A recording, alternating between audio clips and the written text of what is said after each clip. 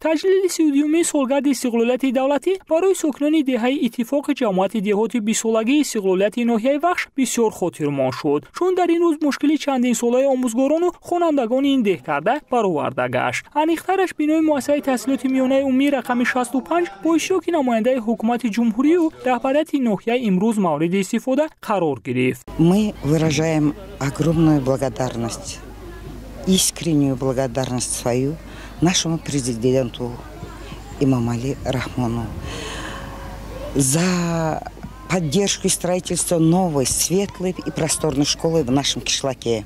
Со своей стороны мы, учителя новой школы, обещаем честно трудиться на благо нашей республики и воспитать достойных, преданных граждан своей Родины. باید گفت که این مؤسسه تعلیمی یگانه بوده دارای 534 جای نشست برای خوانندگان در دو بست می باشد. مؤسسه مذکور از طرف تشکیلات خیریوی دبی امارات متحده عرب بنیاد گشته با تمام شرایط لازمه تعلیم فراهم است. با ادعای اهل معارف تا این مدت ساکنان دهه اتفاق از 3 تا 7 کیلومتر راه را طی کرده برای تحصیل نمودن با مؤسسه‌های تعلیمی دهه‌های اطراف می رفتند که مخصوصا در فصل سرما بسیار مشکل بود. همکنون با شرافت استقلالیت این مشکلی آنها حل خود را یافت. بخشیده به 32 سالگی استقلالیت جمهوری توسان عین حال در ناحیه وخش دو مؤسسه تعلیمی پرره به استفاده داده شده است. یکی مؤسسه تعلیمی رقم 5 و دیگری مؤسسه رقم 65 که در اینجا زیاده از 300 نفر در یک بس خوانندگان می توانند تحصیل ادامه کنند. از طرف وزارت مالی و علم جمهوری توسان عین حال به مؤسسه تعلیمی رقم 5 و 65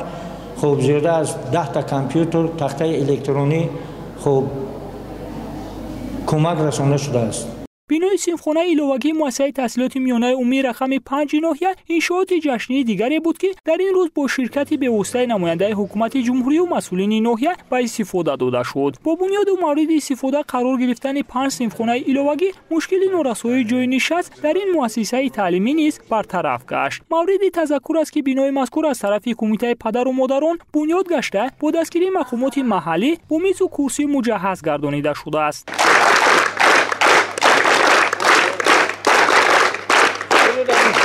مجمع تجارتی اعظمجان عبارت از دو آشیانه هم محض با تجلیل از 32 سالگرد روز استقلال به فعالیت شروع کرد. مجمع مذکور دو آشیانه بوده از مغازه خوراکواری، مسائل ساختمانی و سرفراشخانه عبارت است. پس از افتتاح انشاءات جشنی در صحن مجمع فرهنگی افتابک، دسترنج هنرمندان و کشفیات اختراعکاران جوان ناحیه پیشکش مهمانان و حاضرین گردانیده شد. اشتراکداران چهاربینی ایدانه امروزه از نمایش مذکور دیدن کرده و هنری والای هنرمندان و اختراع جوانان صاحب کسب احسنت و آفرین خواندند. قسمت تنتنوی چهاربینی ایدانه امروزه با تبریک و تهنیت گفتن رهبریت ناحیه آغاز گردید. قربان علی یوسفوف رئیس ناحیه وخش اهل نشست و در سیمای آنها تمام ساکنان ناحیه را با 32 سالگرد استقلالیت دولتی شادباش گفته برای آنها روزگاری پر از نشاط را تمنا نمود. رهبریت ناحیه همچنین پیرامون کارهای آبادانی و سازندگی روز تا روز تغییر یافتن سیمای ناحیه، منفعل شدن راههای محلی، چراغان گشتن کوچه و محله‌ها اظهار اندیشه کرد. گفته شد که ساکنان همت بلند و صاحبکاران دست به خیر امروز در برابر مقامات محلی برای آباد و زیبا گشتن گوشه از دیار خود تلاش می‌نمایند. نتیجه همین است که مسئولات ده‌ها بنای مؤسسه‌های تعلیمی و بنگاه‌های طبی از نوسازی گشته شرایط سازگار برای کارمندان در این سمت فعالیت کننده فراهم آورده می‌شود.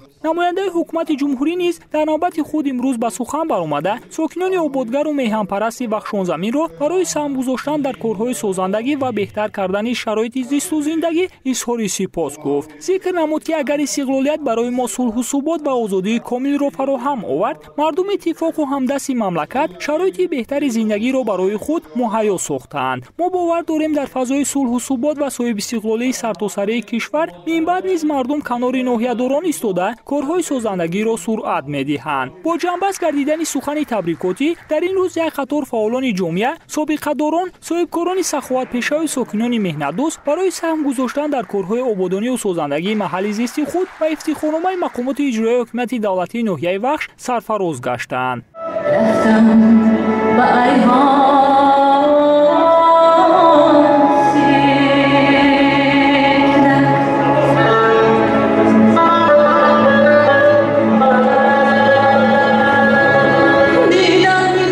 برنامه رنگین و تئاتر کننده شده اهل فرهنگ خاتمه بخش چورابینی امروزه گشت. همین طریق زیر موسیقی‌های دلنشین و ترانه‌های پرمضمون اهل هنر که همه سرشار از مهر وطن و تاجیکستان بیشتاسا بود، ساکنان ناحیه وخش تا در روز استقلالیت دولتی را تجلیل نموده و خوش و خرسندی کردند.